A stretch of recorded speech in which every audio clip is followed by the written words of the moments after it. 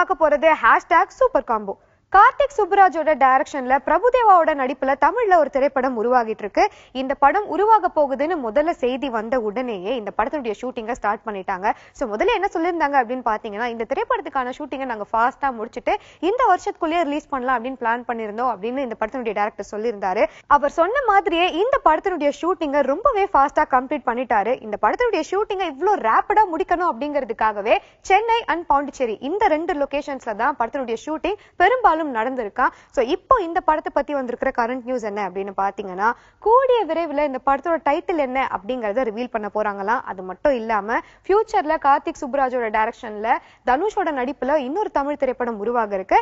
அந்த படத்தை பத்தின இன்ஃபர்மேஷன் எப்ப வரப்போகுது அப்படிங்கறத காத்திருந்து பார்க்கலாம்.